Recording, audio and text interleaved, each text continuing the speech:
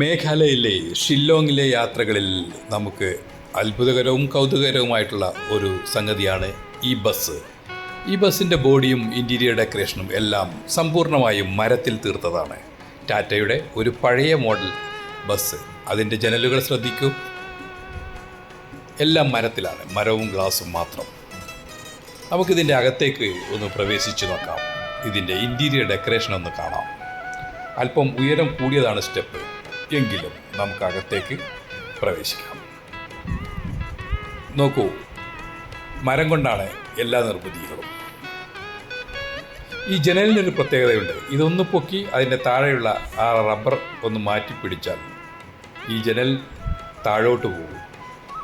ബോഡിയുടെ ഉള്ളിലേക്ക് താഴോട്ടാണ് ഇത് സഞ്ചരിക്കുന്നത്. പൊക്കുമ്പോൾ അതുപോലെ തന്നെ ആ റബ്ബർ തിരിച്ച് അതിൻ്റെ ഫിറ്റിങ്സിൽ വെക്കുന്നു. ഇരു സീറ്റുകൾക്കും നടുക്ക് വെക്കാൻ ഇതുപോലെ ഒരു പലകയിൽ സ്പോഞ്ച് സോഫ പോലെ ആക്കി അങ്ങനെയും ഒരു സൗകര്യമുണ്ട്. ഇതാണ് ബസ്സിൻ്റെ അകവശം. ഞങ്ങളുടെ ഡ്രൈവർ ജേക്കബ് അവിടെ റെസ്റ്റ് എടുക്കുകയാണ്.